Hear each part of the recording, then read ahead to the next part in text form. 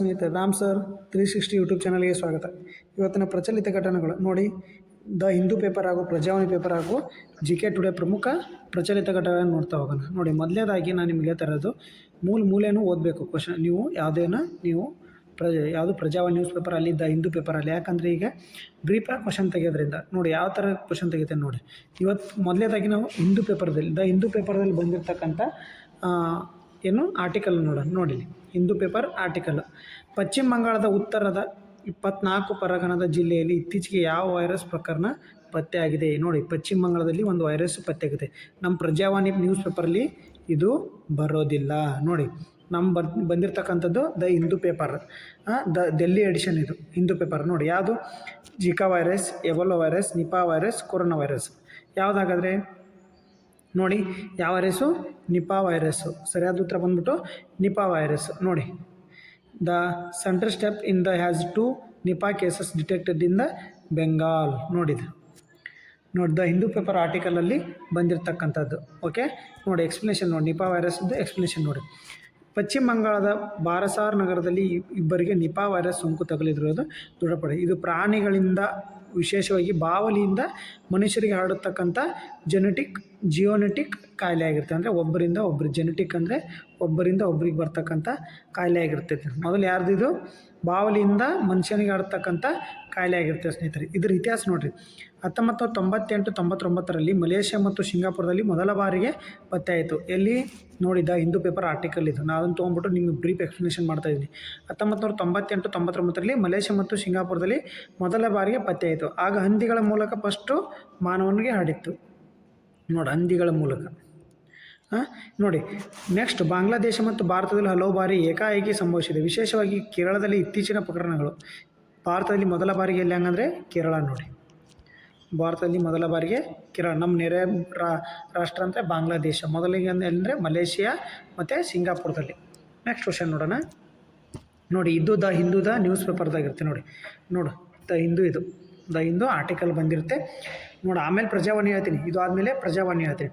2026 ಅಂತಾರಾಷ್ಟ್ರೀಯ ಪತಂಗ ಉತ್ಸವವನ್ನು ಅಹಮದಾಬಾದ್ ಪ್ರಧಾನಿ ಮೋದಿಯವರು ಯಾರ ಜೊತೆ ಉದ್ಘಾಟನೆ ಮಾಡಿದರು? ಅಂದರೆ ಉದ್ಘಾಟಿಸಿ ಜರ್ಮನ್ ಚಾನ್ಸ್ಲರ್ ಯಾರು ಅಂತ ಕೇಳಿದ್ದಾರೆ. ಜರ್ಮನಿನ ಚಾನ್ಸ್ಲರ್ನಿಂದ. ನಮ್ಮ ಕಡೆ ಹೆಂಗೆ ನಾವು ಪ್ರೆಸಿಡೆಂಟ್ ಅಂತೀವಿ, ಹಂಗೆ ಅಲ್ಲಿ ಚಾನ್ಸ್ಲರ್ ಅಂತ ಕರೀತಾರೆ. ಯಾರು? ಓಲಾಫ್ ಸ್ಕೋಲ್ಜ್, ಫ್ರೆಡ್ರಿಕ್ ಮೆರ್ಜ್ ಮತ್ತು ಏಂಜೆಲಾ ಮೆರ್ಕೆಲ್ ಅಥವಾ ಫ್ರ್ಯಾಂಕ್ ವಾಲ್ಟರ್ ಸ್ಟೆನ್ಮೇಯರ್. ಯಾರಾಗದೆ? ನೋಡಿ, ಏಂಜೆಲಾ ಯಾರು? Friedrich Merz. ನೋಡಿ, ಸರಿಯಾದ ಉತ್ತರ ಬಂದ್ಬಿಟ್ಟು ಫ್ರೆಡ್ರಿಕ್ ಮರ್ಜು. ಓಕೆ, ಸರಿಯಾದ ಉತ್ತರ ಬಂದ್ಬಿಟ್ಟು ಇದಕ್ಕೆ ಫ್ರೆಡ್ರಿಕ್ ಮರ್ಜ್ ಆಗಿರುತ್ತೆ. ಇನ್ನೊಮ್ಮೆ ಕ್ಲಾರಿಫಿಕೇಷನ್ ಮಾಡ್ಕೊಳ್ಳಿ. ನೋಡಿ, ಇದು the Hindu paper news article ಆಗಿರುತ್ತೆ. ಕರೆಕ್ಟಾಗಿ ತಿಳ್ಕೊಳ್ಳಿ. ನೋಡಿ, ನೆಕ್ಸ್ಟ್ ಹಿಂದೂ ಪೇಪರ್ ಆರ್ಟಿಕಲ್ ಇನ್ನೊಂದು. ನೋಡು, ಹಿಂದೂ ಪೇಪರ್ ಆರ್ಟಿಕಲ್ DRDO ಬಗ್ಗೆ. ಏನು? ಇತ್ತೀಚೆಗೆ ಆ್ಯಂಟಿ ಟ್ಯಾಂಕ್ ಮಿಸೈಲ್ನ ಇದನ್ನು ಮಾಡ್ತಾರೆ. ನೋಡಿ, ಇತ್ತೀಚಿನ ಭಾರತೀಯ ಸೇನೆಗೆ ಯಶಸ್ವಿಯಾಗಿ ಪರೀಕ್ಷಿಸಿದ MPATGM ಕ್ಷಿಪಣಿಯ ಪೂರ್ಣ ರೂಪವೇನು ಅಂತ ಕೇಳಾರೆ. ಯಾವುದು? Multi purpose anti tank guided missile, man portable anti tank guided missile, mobile precision anti tank guided missile, medium range anti tank guided missile. ನೋಡಿ ಸ್ನೇಹಿತರೆ, ಇದು ಹಿಂದೂ ನ್ಯೂಸ್ ಪೇಪರ್ದ ಆರ್ಟಿಕಲ್ ಆಗಿರುತ್ತೆ. ಕನ್ನಡದಲ್ಲಿಯೂ ಬಂದೈತೆ. ಹೇಳ್ತಾ ಇದ್ದೀನಿ, ಪ್ರಜಾವಾಣಿಯಲ್ಲೂ ಬಂದೈತೆ. ನೋಡಿದ್ದು ಯಾವ್ದು ಹಂಗಂದರೆ man portable anti tank missile. ಅಂದರೆ ಮನುಷ್ಯನಿಂದ ಉಡಾಯಿಸಿ ಆ್ಯಂಟಿ ಟ್ಯಾಂಕ್ ಮಿಸೈಲ್ ಆಗಿರುತ್ತೆ. ನೋಡಿ, ಇಲ್ಲಿದೆ ಮನುಷ್ಯ ಆ್ಯಂಟಿ ಟ್ಯಾಂಕ್, ಇಲ್ಲಿ ಆ್ಯಂಟಿ ಟ್ಯಾಂಕ್ ಮಿಸೈಲ್ ಆಗಿರುತ್ತೆ. ನೋಡಿ ಎಕ್ಸ್ಪ್ಲನೇಷನ್ಸ್ ನೋಡಿ. ಇದು ಎಲ್ಲಿ? DRDO ತಯಾರು ಮಾಡೈತೆ ಆ್ಯಂಟಿ ಟ್ಯಾಂಕ್ ಮಿಸೈಲ್. ಏನು? Man portable anti tank missile. Man portable anti tank missile. ಇದನ್ನು ಗನ್ನು, ಲಾಸ್ಟಿಗೆ ಅದೊಂಥರ ಗನ್ ಇದ್ದಂಗೆ ನಾವು ಹೆಗಲ ಮೇಲೆ ಇಟ್ಕೊಂಡು ಅದನ್ನ ಗೈಡೆಡ್ ಮಿಸೈಲ್ ಇದು. ಇದನ್ನು ಯಾರು ಡೆವಲಪ್ ಮಾಡ್ಯಾರೆ? DRDOದವರು ಡೆವಲಪ್ ಮಾಡ್ಯಾರೆ. ಎಲ್ಲಿ ಹಂಗಂದರೆ ಮಹಾರಾಷ್ಟ್ರದ ಹೈಲ್ಯ ನಗರದಲ್ಲಿ ಸ್ವದೇಶಿ ನಿರ್ಮಿತ 3ನೇ ತಲೆಮಾರಿನ man portable anti tank guided ಮಿಸೈಲನ್ನು ಯಶಸ್ವಿಯಾಗಿ ಪರೀಕ್ಷಿಸಿದೆ. ಇದು ಶತ್ರು ಟ್ಯಾಂಕರ್ ನಾಶಪಡಿಸುವ ಸಾಮರ್ಥ್ಯ ಹೊಂದಿದೆ. ನೋಡಿ, ಇದು ಟ್ಯಾಂಕನ್ನು ಮನುಷ್ಯನಿಂದ ಉಡಾಯಿಸಿದ ಇದು. ಅವಾಗ ಮಿಸೈಲ್ ಆರಿಸ್ಬೇಕಾಗಿತ್ತು, ಇಲ್ಲಾಂದರೆ ಹೆಲಿಕಾಪ್ಟರ್ ಮೇಲೆ, ಇಲ್ಲಾಂದರೆ ವಿಮಾನದಿಂದ ಬಾಂಬ್ ಹಾಕ್ಬೋದು. ಬಟ್ ಇಲ್ಲಿ ಆ್ಯಂಟಿ ಟ್ಯಾಂಕ್ ಮಿಸೈಲು ಮ್ಯಾನ್ದಿಂದ. ಓಕೆ, ಗೊತ್ತಾಯ್ತಾ? ನೆಕ್ಸ್ಟ್ ನೋಡಿ, ಇದು ಪ್ರಜಾವಾಣಿ ಆರ್ಟಿಕಲ್. ನೋಡಿ, ಇಂಪಾರ್ಟೆಂಟ್. ನೋಡಿ, ಸುಪ್ರೀಂ ಕೋರ್ಟಿನ ತೀರ್ಪು. ಇದು ಸುಪ್ರೀಂ ಕೋರ್ಟಿನ ತೀರ್ಪಾಗಿರುತ್ತೆ. ನೋಡಿ, ಇತ್ತೀಚೆಗೆ ಸುಪ್ರೀಂ ಕೋರ್ಟ್ ಸುದ್ದಿಯಲ್ಲಿ ಯಾವ ಕಾಯ್ದೆಗೆ ರೋಮಿಯೋ ಜೂಲಿಯಟ್ ಷರತ್ತು ಸೇರಿಸುವಂತೆ ಕೇಂದ್ರ ಸರ್ಕಾರ ಸಲಹೆ ನೀಡಿತು. ನೋಡಿ, ಇದು ಡಿಸೆಂಬರ್ದಲ್ಲೂ ನ್ಯೂಸ್ ಪೇಪರ್ ಆರ್ಟಿಕಲ್ ಆಗಿತ್ತು. ನೋಡಿ, ರೋಮಿಯೋ ಜೂಲಿಯಟ್ ಕಾಯ್ದೆ ಅಂದರೆ ವರದಕ್ಷಿಣೆ ಕಾಯ್ದೆನ, ಪೋಕ್ಸೋ ಕಾಯ್ದೆನ, ಬಾಲಾಪರಾಧಿ ನ್ಯಾಯ ಕಾಯ್ದೆನ, ಕೌಟುಂಬಿಕ ದೌರ್ಜನ್ಯ ತಡೆ ಕಾಯ್ದೆನ? ಯಾವುದಾಗಾದ್ರೆ ಯಾವ್ದು ನೋಡಿ? ಪೋಕ್ಸೋ ಕಾಯ್ದೆಗೆ ರೋಮಿಯೋ ಜೂಲಿಯಟ್ ಷರತ್ತನ್ನು ಕೇಂದ್ರ ಸರ್ಕಾರಕ್ಕೆ ಸುಪ್ರೀಂ ಕೋರ್ಟ್ ಸಲಹೆ. ಯಾವುದು? ಪೋಕ್ಸೋ ಕಾಯ್ದೆ. ನೋಡಿ, ಪೋಕ್ಸೋ ಕಾಯ್ದೆ 2012ರಲ್ಲಿ ಜಾರಿಗೆ ಬರುತ್ತೆ. ನೋಡಿ ಎಕ್ಸ್ಪ್ಲನೇಷನ್ ನೋಡಿ ನ್ಯೂಸ್ ಪೇಪರ್. ನೋಡಿ, ಪೋಕ್ಸೋ ಕಾಯ್ದೆಗೆ ರೋಮಿಯೋ ಜೂಲಿಯಟ್ ಕೇಂದ್ರ ಸರ್ಕಾರಕ್ಕೆ ಸುಪ್ರೀಂ ಕೋರ್ಟ್ ಸಲಹೆ. ನೋಡಿ, ಇದು ಸುಪ್ರೀಂ ಕೋರ್ಟದ ಆದೇಶ ಆಗಿರುತ್ತೆ, ಇಂಪಾರ್ಟೆಂಟ್ ಆಗಿರುತ್ತೆ. PSI ಮತ್ತು KS ಬರ್ತಕ್ಕಂಥ ಎಕ್ಸಾಮ್ಗಳಿಗೆ, KA ಮತ್ತು KPSC, ಎಸ್ಪೆಷಲಿ KPSC ಯಾರು ಓದ್ತಾ ಇದ್ರೆ ಅವ್ರಿಗೆ ಭಾಳ ಹೆಲ್ಪ್ ಇದು. UPSCದವ್ರಿಗೂ ಹೆಲ್ಪ್ ಆಗಿರುತ್ತೆ. ನೋಡಿ, ಇದು ಏನಿದು? ಇದು ನೋಡು, ರೋಮಿಯೋ ಜೂಲಿಯಟ್ ಷರತ್ತು ಎಂದರೇನು ನೋಡಿ. ಮೊದಲ ಇಲ್ಲಿ ನೋಡ್ಕೊಳ್ಳಿ, ರೋಮಿಯೋ ಜೂಲಿಯಟ್ ಷರತ್ತು ಅಂದ್ರೇನು? ಹದಿಹರೆಯದವರ ನಡುವಿನ ಒಮ್ಮತದ ಸಂಬಂಧಗಳನ್ನು ರಕ್ಷಿಸುವ ರೋಮಿಯೋ ಜೂಲಿಯಟ್ ಷರತ್ತನ್ನು ಜಾರಿಗೆ ಉದ್ದೇಶಿಸಿ ಅವರಿಬ್ಬರು ವಯಸ್ಸಿನ ಹತ್ತಿರ ಅಥವಾ ಸಮಾನ ವಯಸ್ಸಿನವರಾಗಿದ್ದರೆ ಅವರನ್ನು ಕಟ್ಟುನಿಟ್ಟಾಗಿ ಮಕ್ಕಳ ರಕ್ಷಣಾ ಕಾನೂನಡಿಯಲ್ಲಿ ಅಪರಾಧಿಗಳೆಂದು ಪರಿಗಣಿಸಲಾಗುವುದಿಲ್ಲ. ಈ ಕಾನೂನಿಗೆ ಶೇಕ್ಸ್ಪಿಯರ್ ರೋಮಿಯೋ ಜೂಲಿಯಟ್ ನಿಂದ ಈ ಹೆಸರು ಬಂದಿದೆ. ಇದು ದ್ವೇಷಪೂರಿತ ಕುಟುಂಬಗಳ ಇಬ್ಬರ ಯುವ ಇಟಾಲಿಯನ್ ಪ್ರೇಮಿ ಬಗೆಗಿನ ಪ್ರಸಿದ್ಧ ನಾಟಕವಾಗಿದೆ. ನೋಡಿ, ಅವರು ಏನಂತ ಕೇಳ್ತಿದ್ದಾರೆ, ನಮ್ಮದು ಪೋಕ್ಸೋ ಕಾಯ್ದೆ ಯಾರ ಮ್ಯಾಗಿದು ಆಗುತ್ತೆ? 18 ವರ್ಷದೊಳಗಿನ ಮಕ್ಕಳಿಗೆ. ನೋಡಿ, ಇಲ್ಲಿ ಪೋಕ್ಸೋ ಕಾಯ್ದೆದು ಇಲ್ಲಿ ನೋಡಿ, ಪೋಕ್ಸೋ ಕಾಯ್ದೆದು ಏನಿದು ಕಾಯ್ದೆ? 18 ವರ್ಷದ ವಯಸ್ಸಿನ ವಿಶ್ವಸಂಸ್ಥೆ ಮಕ್ಕಳ ಸಮಾವೇಶ ಆಚರಿಸುತ್ತದೆ. ಇದು 18 ವರ್ಷದೊಳಗಿನ ಯಾರನ್ನಾದರೂ ಮಗು ಎಂದು ವ್ಯಾಖ್ಯಾನಿಸುತ್ತೆ. ವಿಶ್ವಸಂಸ್ಥೆ ಪ್ರಕಾರ ಮಗು ಅಂದರೆ ಯಾರು? 18 ವರ್ಷದ ಒಳಗಿನಗಳಿಗೆ ಮಗು ಅಂತ ಕರಿತೇವೆ. ಕ್ರಿಮಿನಲ್ 2013 ಕಾಯ್ದೆ, 2012 ಕಾಯ್ದೆ, ಪೋಕ್ಸೋ ಕಾಯ್ದೆ 13ರಾಗ ಜಾರಿಗೆ ಬಂತು. 2013 ಪ್ರಕಾರ 18 ವರ್ಷದೊಳಗಿನ ವ್ಯಕ್ತಿ ಯಾವುದೇ ಲೈಂಗಿಕ ಚಟುವಟಿಕೆ ಕಾನೂನುಬದ್ಧ ಅತ್ಯಾಚಾರವೆಂದು ಪೋಕ್ಸೋ ಕಾಯ್ದೆ ಅಡಿ ಆಗುತ್ತೆ ಸ್ನೇಹಿತರೆ. ಓಕೆ, ಈಗ ನೆಕ್ಸ್ಟ್ ನಾವು ನೋಡ್ತಿರೋದು ಏನಂದರೆ, ಯಾರಿಗೆ ವಿನಾಯಿತಿ? ರೋಮಿಯೋ ಜೂಲಿಯಟ್ ಆಗಾದರೆ ಇದು ಏನು ರೋಮಿಯೋ ಜೂಲಿಯಟ್ ಅಂತ, ನಾನು 18 ವರ್ಷ ಹದಿಹರೆಯದವರಿಗೆ ಒಮ್ಮತ ಇರಬೇಕು, ಅವರು ಪ್ರೀತಿ ಮಾಡಿದರೆ ಅವ್ರಿಗೆ ಯಾವುದೇ ಕಾನೂನು ಇಲ್ಲ ಅಂತೇಳಿ ಇದನ್ನು ಸಲಹೆ ನೀಡೈತೆ ಕೇಂದ್ರಕ್ಕೆ. ನೋಡಿ ನೆಕ್ಸ್ಟ್ ನೋಡಿ, ಇಲ್ಲಿ ನೋಡಿ, ರೋಮಿಯೋ ಜೂಲಿಯಟ್ನ ಷರತ್ತಿನ ಯಾರಿಗೆ ವಿನಾಯಿತಿ ಐತಿ? ಇಬ್ಬರು ಹದಿಹರೆಯದವರ ಸಂಬಂಧದಲ್ಲಿದ್ದರೆ. ನೋಡಿ ನೆನ್ಪಿಟ್ಟು, ದಿಸ್ ಪೋಕ್ಸೋ ಕಾಯ್ದೆ ಆಗ್ತಿದ್ರು, ಮೈನರ್ ಅಂತ ಹೇಳ್ಬಿಟ್ಟು ಪೋಕ್ಸೋ ಕಾಯ್ದೆ ಆಗ್ತಿದ್ರು. ಬಟ್ ಸುಪ್ರೀಂ ಕೋರ್ಟ್ ಸಲಹೆ ನೀಡುತ್ತಿದೆ, ಯಾವುದೂ ಜಾರಿಗೆ ಬಂದಿಲ್ಲ. ಬಟ್ ನಿಮಗೆ ಗೊತ್ತಿರಬೇಕು, ಇಬ್ಬರು ಹದಿಹರೆಯದವರು ಸಂಬಂಧದಲ್ಲಿದ್ದರೆ ಮತ್ತು ಅವರ ನಡುವಿನ ವಯಸ್ಸಿನ ವ್ಯತ್ಯಾಸವು ನಿರ್ದಿಷ್ಟ ಮಿತಿಯೊಳಗೆ, ಸಾಮಾನ್ಯವಾಗಿ 2ರಿಂದ 5 ವರ್ಷಗಳ ನಡುವೆ ಇದ್ದರೆ ಕಾನೂನು ಅವರನ್ನು ವಿಚಾರಣೆಗೆ ಒಳಪಡಿಸುವುದಿಲ್ಲ. ಪ್ರಸ್ತಾವಿತ ಕಾನೂನಡಿ ಕನಿಷ್ಠ 16 ವರ್ಷ ವಯಸ್ಸಿನ 3 ವರ್ಷಗಳ ಗರಿಷ್ಠ ವಯಸ್ಸಿನ ಅಂತರ. ಅಂದರೆ ನೀವು 18 ಐತಲ್ಲ, 18 ಅಲ್ಲ 16 ವರ್ಷ ಮತ್ತು ಹುಡುಗನಿಗೆ ಈಗ 5 ವರ್ಷ 3 ವರ್ಷ ಗ್ಯಾಪ್ ಅಂತ ತಿಳ್ಕೊಳ್ಳಿ, 19 ವರ್ಷ ಇದ್ದಂದರೆ ಇವರು 16 ವರ್ಷ ಇದ್ದರೆ ಇವರು ಕಾನೂನಿನಡಿ ಅವರಿಗೆ ಸಂರಕ್ಷಣೆ ಕೊಡಬೇಕು. ಪೋಕ್ಸೋ ಕಾಯ್ದೆ ಹಾಕುವಂಗಿಲ್ಲ ಅಂತ ಈ ಕಾಯ್ದೆ ಹೇಳ್ತಾ ಇದೆ. ಗೊತ್ತಾಯ್ತಾ? ಇದು ನೆನಪಲ್ಲಿ ಇಟ್ಕೊಳ್ಳಿ. ಪೋಕ್ಸೋ ಕಾಯ್ದೆ ಯಾವ ಕಾಯ್ದೆಗೆ ಹೋಲಿಸಲು? ರೋಮಿಯೋ ಜೂಲಿಯಟ್ ಕೇಂದ್ರಕ್ಕೆ ಈ ಕಾಯ್ದೆ ಅಂತರ್ರಿ ಅಂತೇಳಿ ಸಲಹೆ ನೀಡೈತೆ ಜಸ್ಟು. ಓಕೆ, ನೆಕ್ಸ್ಟ್ ನೋಡೋಣ. ನೋಡಿ, ನ್ಯೂಸ್ ಪೇಪರ್ ಆರ್ಟಿಕಲ್ ಇದೊಂದು, ಇದು ಕರ್ನಾಟಕಕ್ಕೆ ಸಂಬಂಧಪಟ್ಟಿರತಕ್ಕಂಥ ಐತೆ, ಎಸ್ಪೆಷಲಿ KA ಗೆ. ನೋಡಿ, ಕರ್ನಾಟಕ ಜಾರಿಗೆ ತಂದಿರುವ ಸಾಮಾಜಿಕ ಬಹಿಷ್ಕಾರ ಸಂಬಂಧಿತ ಹೊಸ ಕಾಯ್ದೆ ಅಧಿಕೃತ ಹೆಸರೇನು? ನೋಡಿ, ಅದು ಕರ್ನಾಟಕ ಸಾಮಾಜಿಕ ನ್ಯಾಯ ಕಾಯ್ದೆ 2025, ಕರ್ನಾಟಕ ಸಾಮಾಜಿಕ ಬಹಿಷ್ಕಾರ ಪ್ರತಿಬಂಧ ನಿಷೇಧ ಮತ್ತು ಪರಿಹಾರ ಕಾಯ್ದೆ 2025, ಕರ್ನಾಟಕ ನಾಗರಿಕರ ಹಕ್ಕು ರಕ್ಷಣೆ ಕಾಯ್ದೆ 2026, ಕರ್ನಾಟಕ ಗ್ರಾಮ ಪಂಚಾಯತಿ ತಿದ್ದುಪಡಿ ಕಾಯ್ದೆ 2025. ನೋಡಿ, ಸರಿಯಾದ ಉತ್ತರ ಆಪ್ಷನ್ ಬಿ, ಕರ್ನಾಟಕ ಸಾಮಾಜಿಕ ಬಹಿಷ್ಕಾರ ಪ್ರತಿಬಂಧಕ ನಿಷೇಧ ಮತ್ತು ಕಾಯ್ದೆ 2025ರಲ್ಲಿ ಜಾರಿ ತಂದರೆ. ಏನಿದನ್ನು ಅಂಕಿತಕ್ಕೆ ಕಳಿಸಿದ್ದಾರೆ. ಯಾವುದು ಕಾಯ್ದೆ ಇನ್ನೂ ಆಗಿಲ್ಲ. ಸರ್ಕಾರದಿಂದ ರಾಜ್ಯಪತ್ರ ಪ್ರಕಟ ಮಾಡ್ಯಾರೆ, ರಾಜ್ಯಪಾಲರ ಅಂಕಿತ ಬಿದ್ದಿಲ್ಲ ಇನ್ನೂ ರಾಜ್ಯಪಾಲರದು. ನೋಡಿ, ಇದ್ರದ್ದು ಏನು ಹಾಳಾಗಲಾಗಾದರೆ ನೋಡಿ, ಕರ್ನಾಟಕ ಸಂಬಂಧಪಟ್ಟಿದ್ದು ಅಂದರೆ ನೋಡಿ, ಇವ್ರು ಏನು ಈ ಕಾಯ್ದೆಯನ್ನು ಜಾರಿ ತಂದರೆ ಎಷ್ಟು ದುಡ್ಡು ಅಂತ ಕೇಳ್ಬೋದು. ಅಂದರೆ ಈ ಸಾಮಾಜಿಕ ಬಹಿಷ್ಕಾರ ಪ್ರತಿಬಂಧ ಕಾಯ್ದೆ ಪರಿಹಾರ ಕಾಯ್ದೆ ಐತೈತಲ್ಲ, ಈ ಕಾಯ್ದೆಗೆ ನೀವು ಮಾಡಿದರೆ ನಿಮಗೆ ದಂಡ ಎಷ್ಟು? 1 ಲಕ್ಷ ರೂಪಾಯಿ ದಂಡ, 3 ವರ್ಷ ಜೈಲು. ಇದನ್ನು ಕೇಳ್ತಾರೆ ಹೇಳಿಕೆ ರೂಪದಲ್ಲಿ. ಇದಕ್ಕೆ ಎಷ್ಟು ದಂಡ ಅಂತೇಳಿ ಕೇಳ್ತಾರೆ, ಎಷ್ಟು ವರ್ಷ ಜೈಲು ಅಂತ ಕೇಳ್ತಾರೆ. ಹೇಳಿಕೆಗಳು ಕೊಟ್ಟಿರ್ತಾರೆ, ಇದಕ್ಕೆ 3 ವರ್ಷ ಜೈಲು ಇರುತ್ತೆ ಅಥವಾ 1 ಲಕ್ಷ ರೂಪಾಯಿ ದಂಡ ಅವ್ರಿಗೆ ವಿಧಿಸಲಾಗಿರುತ್ತೆ ಅಂತ ಹೇಳಿಕೆ ರೂಪದಲ್ಲಿ ಕೇಳ್ತಾರೆ.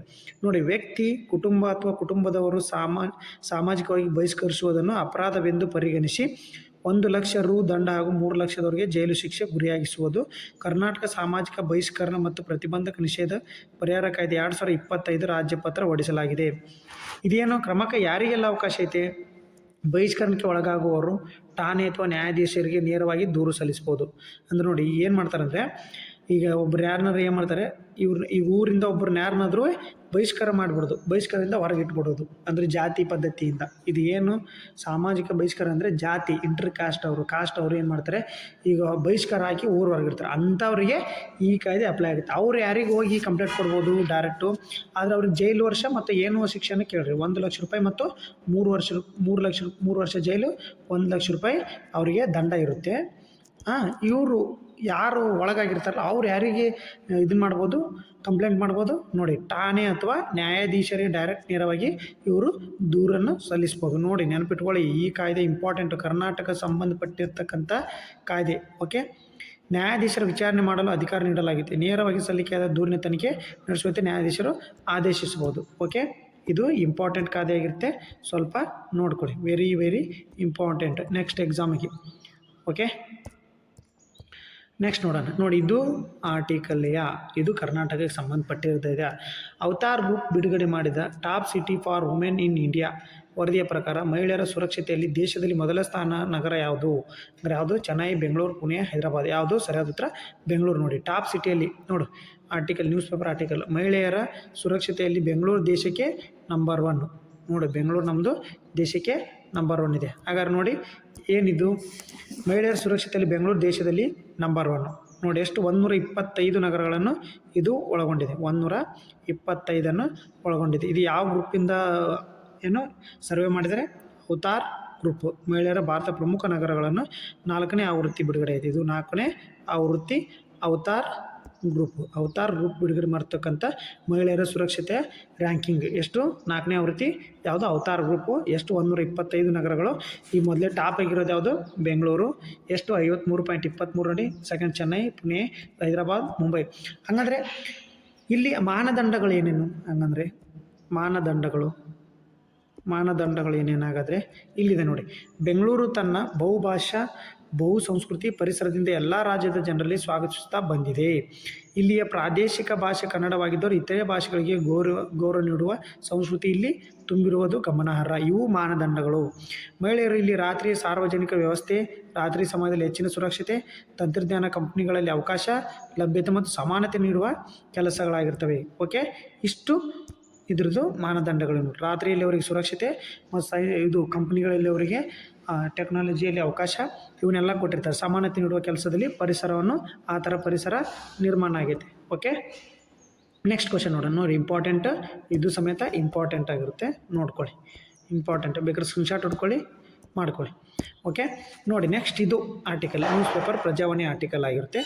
ಮಹಿಳೆಯರ ಅಸಭ್ಯ ಭಂಗಿಯ ಡೀಪ್ ಫೇಕ್ ಚಿತ್ರಗಳನ್ನು ಸಿದ್ಧಪಡಿಸುವ ಆರೋಪದ ಹಿನ್ನೆಲೆಯಲ್ಲಿ ಇತ್ತೀಚೆಗೆ ಯಾವ ದೇಶಗಳು ಎಲಾನ್ ಮಸ್ಕ್ ಒಡೆತನದ ಗೋರ್ಕ್ AI ತಾತ್ಕಾಲಿಕ ನಿಷೇಧ ಇವೆ? ನೋಡಿ, ಗೋರ್ಕ್ AI ಇದು ಯಾರ ಒಡೆತನದ AI ಆಗಿರುತ್ತೆ? ಒಡೆತನದ ಯಾರಂದರೆ ಎಲಾನ್ ಮಸ್ಕ್ ಅವ್ರದ್ದು ನೋಡಿ, ಗೋರ್ಕ್. ಆದರೆ ಇದನ್ನು ನಿಷೇಧ ಮಾಡಿದ್ದೇವೆ. ಡೀಪ್ ಫೇಕ್ ಮತ್ತು ಅಸಭ್ಯ ಭಂಗಿಯ ಚಿತ್ರಗಳನ್ನು ಅವರು ಇದು ಮಾಡ್ಕೊಂಡು ಅವರಿಗೂ ಏನು ಇದು ಮಾಡ್ತಾರೆ, ಏನಪ್ಪ ಅಂದರೆ ಸಾಮಾಜಿಕ ಜಾಲತಾಣದ ಒಳಗಡೆ ಅವರಿಗೆ ಅಸಭ್ಯವಾಗಿ ಪೋಸ್ಟ್ ಮಾಡೋದ್ರಿಂದ. ಯಾವ ದೇಶಗಳು? ಚೀನಾ ಮತ್ತು ಜಪಾನ, ಮಲೇಷ್ಯಾ ಮತ್ತು ಇಂಡೋನೇಷ್ಯಾನ, ಜರ್ಮನಿ ಮತ್ತು ಫ್ರಾನ್ಸ್ನ, ಆಸ್ಟ್ರೇಲಿಯಾ ಮತ್ತು ಬ್ರೆಜಿಲ್ನ. ಯಾವುದು ಸರಿಯಾದ ಉತ್ತರ? ಮಲೇಷ್ಯಾ ಮತ್ತು ಇಂಡೋನೇಷ್ಯಾ. ನೋಡಿ ಇಲ್ಲಿ ಗ್ರೋಕ್ AI ನಿಷೇಧಿಸಿದ ಮಲೇಷ್ಯಾ ಮತ್ತು ಇಂಡೋನೇಷ್ಯಾ. ಗ್ರೋಕ್ AI ಒಡೆತನ ಯಾರ್ದಂಗಂದರೆ ಎಲಾನ್ ಮಸ್ಕ್ ಅವ್ರದ್ದು. ನೋಡಿ ಇಲ್ಲಿ ಎಕ್ಸ್ಪ್ಲನೇಷನ್. ಬ್ಯಾಂಕಾಕ್ ಮಹಿಳೆಯರ ಅಸಭ್ಯ ಭಂಗಿಯ ಡೀಪ್ ಫೇಕ್ ಚಿತ್ರವನ್ನು ಸಿದ್ಧಪಡಿಸಿದಂತೆ ಜಾಗತಿಕ ಮಟ್ಟದಲ್ಲಿ ಆಕ್ಷೇಪ ವ್ಯಕ್ತವಾದ ಬೆನ್ನಲ್ಲೇ ಎಲಾನ್ ಮಸ್ಕ್ ಒಡೆತನದ ಕೃತಕ ಬುದ್ಧಿಮತ್ತೆ ಚಾಟ್ಬಾಟ್ ಗ್ರೋಕ್ಗೆ ಇಂಡೋನೇಷ್ಯಾ ಮತ್ತು ಮಲೇಷ್ಯಾ ತಾತ್ಕಾಲಿಕ ನಿಷೇಧವೇರಿವೆ. ನೋಡಿ, ಇದನ್ನು ನೋಡ್ಕೊಳ್ಳಿ, ಕೇಳ್ಬೋದು ಮುಂದಿನ PC ಎಕ್ಸಾಮಿಗೆ ಕೇಳ್ಬೋದು. ಗೋರ್ಕ್ ಇದು ಯಾರ ಒಡೆತನದ AI ಕಂಪ್ನಿ ಆಗಿದೆ ಅಂದರೆ ಎಲಾನ್ ಮಸ್ಕ್ ಅವ್ರದ್ದು ಆಗಿರುತ್ತೆ. ನೆಕ್ಸ್ಟ್ ನೋಡಿ, ಇದು ನ್ಯೂಸ್ ಪೇಪರ್ ಆರ್ಟಿಕಲ್ ಆಗಿರುತ್ತೆ, ನೋಡ್ಕೊಳ್ಳಿ. ನೋಡಿ, ಇದು ಒಬ್ಬರು ಯಾರು ಉಪಾಧ್ಯಕ್ಷ ಆಗಿಟ್ಕೊಂಡು ಏನು ಉಪಮುಖ್ಯಮಂತ್ರಿ ಇವರು ಉಪಮುಖ್ಯಮಂತ್ರಿ ಆಗಿದ್ಕೊಂಡು ಈ ಸಾಧನೆ ಮಾಡಿರ್ತಾರೆ. ಅದಕ್ಕೆ ಇಂಪಾರ್ಟೆಂಟ್. ಸಮುರಾಯಿ ಕಲೆ ಮುಖ್ಯವಾಗಿ ಯಾವುದಕ್ಕೆ ಸಂಬಂಧಿಸಿದೆ? ನೃತ್ಯ, ಸಂಗೀತ, ಕತ್ತಿ ಯುದ್ಧ ಕಲೆ, ಜ್ಞಾನ ಕಲೆ. ಯಾವುದಕ್ಕೆ ಸಂಬಂಧ ಇರ್ತದೆ ಅಂದರೆ ಸಮುರಾಯಿ ಕಲೆ ಯಾವುದಿದು? ಇದು ನಿಮ್ಗೆ ಹೇಳ್ತೀನಿ, ಡಿಟೇಲ್ ಆಗಿ ಹೇಳ್ತೀನಿ. ಸಮುರಾಯಿ ಕಲೆ ಕತ್ತಿ ಮತ್ತು ಯುದ್ಧ ಕಲೆಗೆ ಇಂಪಾರ್ಟೆಂಟ್ ಆಗಿರುತ್ತೆ. ನೋಡಿ, ಯಾವುದು ಸಮುರಾಯಿ ಕಲೆ ಅಂದರೆ ಮುಖ್ಯವಾಗಿ ಕಲೆ, ಕತ್ತಿ ಯುದ್ಧ ಮತ್ತು ಕಲೆ ಆಗಿರುತ್ತೆ. ನೋಡಿ ಇಲ್ಲಿ ಎಕ್ಸ್ಪ್ಲನೇಷನ್. ಇವರೊಬ್ಬರು ಉಪಮುಖ್ಯಮಂತ್ರಿ, ಇವರು ಜಪಾನ್ನ ಖಡ್ಗ ಸಮರ ಕಲಿತ ಪವನ್ ಕಲ್ಯಾಣ್ ಯಾರು? ಪವನ್ ಕಲ್ಯಾಣ್ ಭಾರತದ ಮೊದಲಿಗರು. ಯಾರು ಪವನ್ ಕಲ್ಯಾಣ್ ಗೊತ್ತಾ? ಯಾರು? ಆಂಧ್ರ ಪ್ರದೇಶದ ಉಪಮುಖ್ಯಮಂತ್ರಿ. ಗೊತ್ತಾ? ಜಗನ್ಮೋಹನ್ ಅವರು ಆಂಧ್ರ ಪ್ರದೇಶದ ಏನಿರ್ತಾರೆ ಈಗ ಅವರು ಮೊದಲಾಕಿದ್ರು. ಈಗ ಇವರು ಅಂದರೆ ಪವನ್ ಕಲ್ಯಾಣ್ ಗೊತ್ತಲ್ಲ, ಆಂಧ್ರ ಪ್ರದೇಶದ DCM ಆಗಿರುವ ಪವನ್ ಕಲ್ಯಾಣ್ ಅಪರೂಪದ ಸಾಧನೆಯೊಂದನ್ನು ಮಾಡಿದ್ದಾರೆ. ಜಪಾನ್ನ ಪ್ರಾಚೀನ ಸಮರ ಕಲೆಗಳಲ್ಲಿ ಒಂದಾದ ಕೆಂಜುಟ್ಸು ಕತ್ತೆ ವರಸೆ ಅಪಾರ ಸಾಧನೆ ಮಾಡಿದ್ದು ಪ್ರಾವೀಣ್ಯತೆ ಪಡೆದ ಭಾರತದ ಮೊದಲಿಗ ಎಂಬ ಖ್ಯಾತಿಗೆ ಪಾತ್ರರಾಗಿದೆ. ಇವರೊಬ್ಬರು ಉಪಮುಖ್ಯಮಂತ್ರಿ ಆಗಿರ್ತಾರೆ ಆಂಧ್ರ ಪ್ರದೇಶ. ನಿಮಿತ್ತ ಜಾಪಾನ್ ಮಾರ್ಷಲ್ ಕಲೆಗೆ ಅತ್ಯಂತ ಗೌರವಿಸಲ್ಪಡುವ ಸೋಗೋ ಬುಡೋ ಕನ್ರಿಕೈ ಎಂಬ ಸಂಸ್ಥೆಯಿಂದ 5ನೇ ಡ್ಯಾನ್ ಎಂಬ ಬಿರುದನ್ನು ಪವನ್ ಕಲ್ಯಾಣ್ ಗಳಿಸಿದ್ದಾರೆ. ನೋಡಿದ್ದು 5ನೇ ಡ್ಯಾನ್ ಎಂಬ ಬಿರುದನ್ನು ಗಳಿಸಿದ್ದಾರೆ ಇವರು. ಇದೊಂದು ಜಾಗತಿಕ ಗೌರವವಾಗಿದೆ. ಮತ್ತೊಂದೆಡೆ ಸೋಕೆ ಮುರುಮುಟ್ಸು ಸೆನ್ಸೆ ಮಣಿತನದ ಟಕಾಯ್ ಶೆಂಗೆಂಗೆ ಸೇರಿದ ಮೊದಲ ತೆಲುಗು ವ್ಯಕ್ತಿ ಎಂಬ ಗರಿ ಪವನ್ ಕಲ್ಯಾಣ್ಗೆ ಸೇರಿದೆ. ನೋಡಿ, ಇದು ಇಷ್ಟು ನೀವು ಓದ್ಕೋಬೇಕು ಆರ್ಟಿಕಲ್. ಯಾವುದು? ಪ್ರಜಾವಾಣಿ ನ್ಯೂಸ್ ಪೇಪರಲ್ಲಿ ಐತೆ. ಓಕೆ, ಪ್ರಜಾವಾಣಿ ನ್ಯೂಸ್ ಪೇಪರಲ್ಲಿ ಐತೆ. ನೋಡಿ, ಇಷ್ಟು ಇವರು ಬಿರುದನ್ನು ಪಡೆದಾರೆ. ಯಾರು? 5ನೇ ಡ್ಯಾನ್ಸ್. ಮತ್ತು ಇವರು ಯಾವ ವಂಶಕ್ಕೆ? ನೋಡಿ, ಮರುಮುಟ್ಸು ಸೆನ್ಸೆ ಮನೆತನದ ಟಿಕೆಡಾ ಶೆಂಗೆಂ ಪಡೆಯ ಸೇರಿದ ಮೊದಲ ತೆಲುಗು ವ್ಯಕ್ತಿ ಅಂತೇಳಿ ಇಷ್ಟು. ಮತ್ತು ಭಾರತದ ಮೊದಲನೇ ಸಾಧನೆ ಈ ಮಾಡ್ತಕ್ಕಂಥ ಭಾರತದ ಮೊದಲ ವ್ಯಕ್ತಿಯಾಗಿರ್ತಾರೆ ಮತ್ತು ಉಪಮುಖ್ಯಮಂತ್ರಿ ಇವರು ಆಂಧ್ರ ಪ್ರದೇಶದ್ದು. ಓಕೆ, ನೆಕ್ಸ್ಟ್ ನೋಡೋಣ. ನೋಡಿ, ಇದೇನಪ್ಪ ಅಂದರೆ ನಿಮಗೆ ಪ್ರಜಾವಾಣಿ ನ್ಯೂಸ್ ಪೇಪರಲ್ಲಿ ಬಂದಿರತಕ್ಕಂಥ ಆರ್ಟಿಕಲ್ ಪ್ರೆಸೆಂಟ್ ಅಲ್ಲ, ಇದು ಆಲ್ರೆಡಿ ಈ ಯೋಜನೆ ಐತೆ. ಯಾವುದು? ಅಮೃತ್ ಸ್ವಾಭಿಮಾನಿ ಕುರಿಗಾಯಿ ಯೋಜನೆ ಅಡಿಯಲ್ಲಿ ಒಂದು ಕುರಿ ಸಾಗಾಣಿಕೆ ಒಬ್ಬ ವೆಚ್ಚದ ಸರ್ಕಾರ ಎಷ್ಟು ನಿಗದಿ ಪಡೆದಿದೆ? ಇತ್ತೀಚೆಗೆ ಹೆಚ್ಚಳ ಮಾಡೈತೆ. ಅದಕ್ಕೋಸ್ಕರ ನಾನು ಹೇಳ್ತಾ ಇರೋದು. ನೋಡಿ, ಎಷ್ಟು ಹೆಚ್ಚಳ ಮಾಡುತ್ತೆ ನೋಡಿ. ಇದ್ರದ್ದು ಏನು ಈ ಯೋಜನೆದು ಸಂಪೂರ್ಣ ಮಾಹಿತಿ ನೋಡಿ. ಫಸ್ಟ್ ಸಂಪೂರ್ಣ ಮಾಹಿತಿ ನೋಡಿ, ಆಮೇಲೆ ಆನ್ಸರ್ ನೋಡೋಣ. ಇತ್ತೀಚಿನ ವರ್ಷದಲ್ಲಿ ಕುರಿ ಸಾಗಾಣಿಕೆ ಕೇವಲ ಪರಂಪರೆ ಉದ್ಯೋಗ ಉತ್ತಮ ಆದಾಯದ ನೀಡುವಂತೆ ಲಾಭವಾಗಿದೆ. ನೋಡಿ, ಈ ಘಟನಾ ಉದ್ದೇಶವೇನು? ಕರ್ನಾಟಕ ಸರ್ಕಾರದ್ದು ಇದು ಅಮೃತ್ ಸ್ವಾಭಿಮಾನಿ ಕುರಿ ಯೋಜನೆ ಜಾರಿ ತಂದಿದೆ. ಯಾವುದು? ಕರ್ನಾಟಕ ಸರ್ಕಾರ. ಇದನ್ನು ಕೇಳ್ಬೋದು, ಯಾವ ರಾಜ್ಯ ಸರ್ಕಾರ ಅಮೃತ್ ಕುರಿಗಾಯಿ ಯೋಜನೆಯನ್ನು ಜಾರಿ ತಂದಿದೆ ಅಂತೇಳಿ. ನೋಡಿ, ಈ ಯೋಜನೆಯ ಉದ್ದೇಶ ಏನಂದರೆ ಘಟಕ ಸ್ಥಾಪನೆ ಮತ್ತು ಆರ್ಥಿಕ ಸಹಾಯ, ಗ್ರಾಮೀಣ ಭಾಗದ ಸ್ವಯಂ ಉದ್ಯೋಗದ ಸ್ವಾವಲಂಬನೆ, ಮಾಂಸ ಮತ್ತು ಉಣ್ಣೆ ಉತ್ಪಾದನೆ ವೃದ್ಧಿ, ಕುರಿಗಾಯಿ ಆದಾಯ ಹೆಚ್ಚಳ. ಹಂಗಾರೆ ಇದ್ರದ್ದು ಒಂದು ಕುರಿ ಸಾಗಾಣಿಕೆ ಘಟಕ ವೆಚ್ಚ ಎಷ್ಟು? 1,75,000 ರೂಪಾಯಿ ನೋಡಿ ಎಂದು ನಿಗದಿ ಮಾಡಿದ್ದೀನಿ. ಏನೇನಾಗೈತೆ ಹಂಗಾರೆ ನೋಡಿ, ಯಾರ್ಯಾರು ಏನು ಕೊಡ್ತಾರೆ, ಎಷ್ಟು ಫಲಾನುಭವಿಗಳು ಕೊಡ್ತಾರೆ, ಇಲ್ಲೆಲ್ಲ ಐತೆ ನಿಮಗೆ. ಇಲ್ಲಿ ಡೀಟೇಲ್ಸ್ ಐತೆ, ನೋಡ್ಕೊಳ್ಳಿ. ಜಾಸ್ತಿ ಹೇಳಕ್ಕೆ ಹೋಗಲ್ಲ. ನೋಡಿ, ಇವು 50% ಸಾಲ ಅಂದರೆ 87,500 ರಾಷ್ಟ್ರೀಯ ಸಹಕಾರ ಅಭಿವೃದ್ಧಿ ನಿಗಮ NCDC ಕೊಡುತ್ತೆ. ಆಮೇಲೆ 25% ಸರ್ಕಾರ ಸಹಾಯಧನ ಕೊಡುತ್ತೆ. 25% ವಂತಿಕೆ ಅರ್ಜಿ ಸಲ್ಲಿಸುವುದಾರರು ಬರೆಸ್ಬೇಕು. ಅಂದರೆ 25% ಕರ್ನಾಟಕ ಸರ್ಕಾರ, 50% ಕೇಂದ್ರ ಸರ್ಕಾರ, ಮತ್ತು 25% ಯಾರು ಇದನ್ನು ಮಾಡ್ತೀರಿ ಅವರು ಕೊಡಬೇಕಾಗುತ್ತೆ. ನೋಡಿ, ಇದಕ್ಕೆ ಅರ್ಹತೆಗಳು ಏನೇನು ಇರಬೇಕು ನೋಡಿ. ಕರ್ನಾಟಕ ರಾಜ್ಯ ಕಾಯಂ ನಿವಾಸಿಯಾಗಿರಬೇಕು, 18 ವರ್ಷ ಪೂರೈಸಿರಬೇಕು, ಕುರಿ ಅಥವಾ ಮೇಕೆ ಸಾಗಾಣಿಕೆಯನ್ನು ವೃತ್ತಿಯಾಗಿ ಮಾಡಿಕೊಂಡಿರಬೇಕು, ಸರ್ಕಾರ ಸೌಲಭ್ಯವನ್ನು ಪಡೆಯಲು ಕೃಷಿ ಇಲಾಖೆ ಫ್ರೂಟ್ ಪೋರ್ಟಲ್ ಹಾಗೂ NEMLನಲ್ಲಿ ನೋಂದಣಿ ಮಾಡಬೇಕು. ನೋಡಿ, ಯಾವ ಕುರಿ ಅಮೃತ್ ಸ್ವಾಭಿಮಾನಿ ಕುರಿಗಾಯಿ ಯೋಜನೆ ಯಾವ ಪೋರ್ಟಲಲ್ಲಿ ಅರ್ಜಿ ಸಲ್ಲಿಸಬೇಕಂತ ಕ್ವಶನ್ನು ಕೇಳ್ಬೋದು. ಹಂಗೆ ಯಾವುದೋ ಫ್ರೂಟ್ ಪೋರ್ಟಲ್ ಆಗಿರುತ್ತೆ ನೋಡಿ. ಓಕೆ, ಇದು 3 ವರ್ಷಗಳ ಪಶುಸಂಗೋಪನಾ ಇಲಾಖೆ ಯಾವುದೇ ಸಹಾಯಧನವನ್ನು ಪಡೆದಿರಬಾರ್ದು. ಈಗ ಇತ್ತೀಚೆಗೆ ಯಾವುದೇ ನೀವು ಯೋಜನೆಯನ್ನು ಪಡೆದಿರಬಾರ್ದು ಪಶುಸಂಗೋಪನಾ ಇಲಾಖೆಯಿಂದ. ಇಷ್ಟು ಇದ್ರದ್ದಾಗಿತ್ತು. ಅರ್ಜಿ ಸಲ್ಲಿಸುವ ವಿಧಾನ ಇಲ್ಲಿದೆ, ನೋಡ್ಕೊಳ್ಳಿ.